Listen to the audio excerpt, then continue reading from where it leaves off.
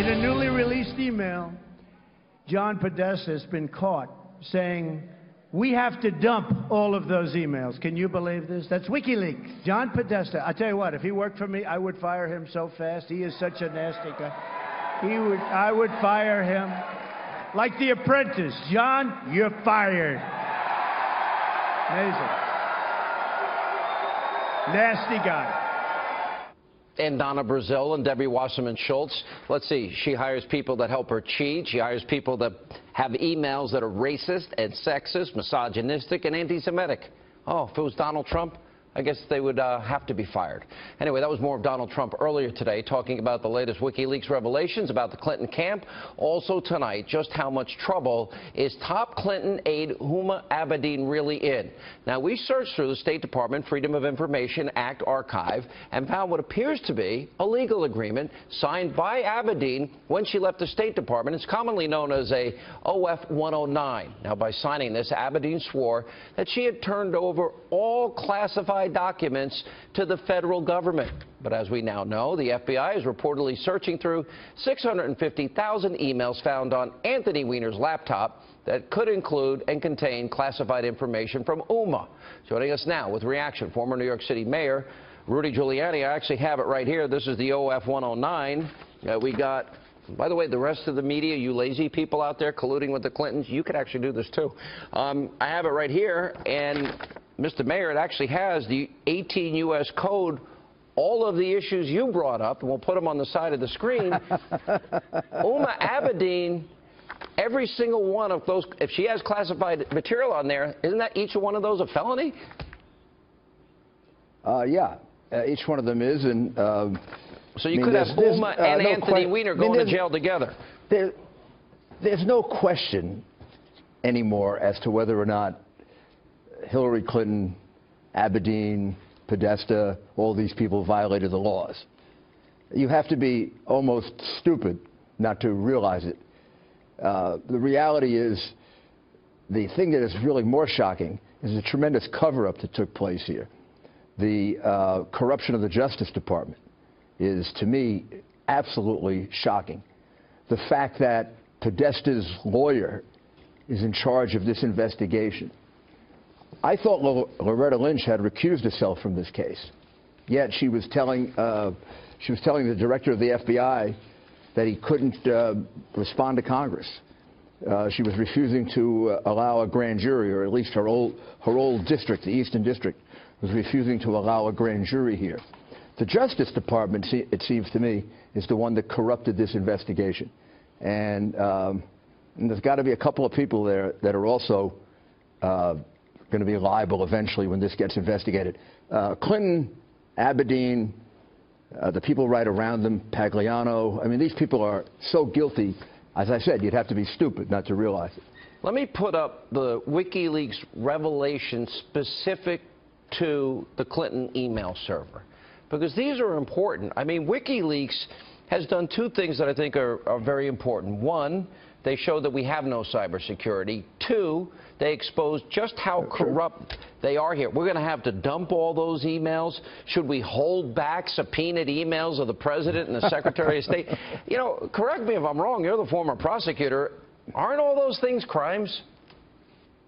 Yeah. What it indicates is their first reaction.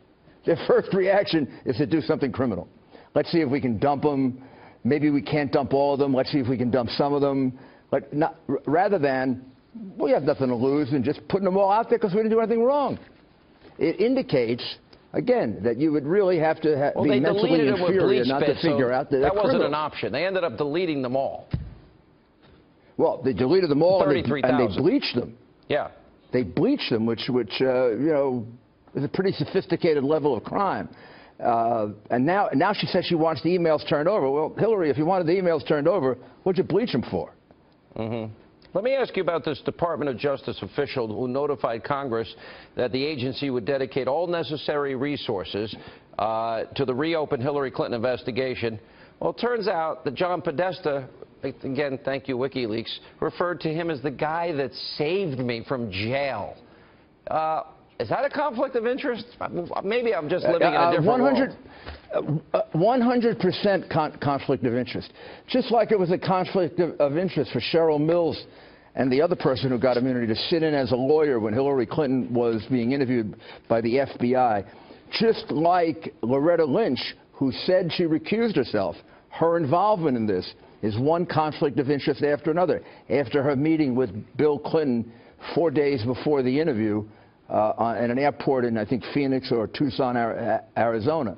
I mean, I could count for you so many conflicts of interest, it would astound you.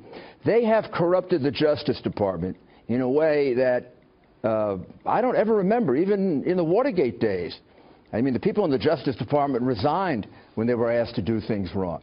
Yeah. I am so ashamed of the Justice Department and their role in this. And, you know, I think part of why Obama defended Comey is he realizes that Hillary Clinton infected his administration with massive corruption. What do you think about the vote of confidence that Obama gave Comey, that he's not trying to interfere? I think it's a sign that he realizes that his legacy may be maybe the biggest scandal in the history of this country, bigger than Watergate, bigger than Teapot Dome. You got so many parts to it, Sean. Yeah. And he's connected to it. She dragged him into it. Misuse of confidential, top-secret information, jeopardizing possibly the lives of agents in the field. Then you have a multi-million, hundreds of millions of dollar fraud involved with the Clinton Foundation and the State Department. Just the mere fact that Huma Abedin worked for the State Department, the Clinton Foundation, and the Teneo Corporation. Yeah. I don't remember when I was in the Justice Department somebody having two outside full-time jobs, one of them a complete conflict. Remember, she signed a document saying she was going to keep the Clinton Foundation separate from the State Department. So why is her top aide working for both? Right. I'm running out of time. Tell me, explain that to me. We're up on a hard break.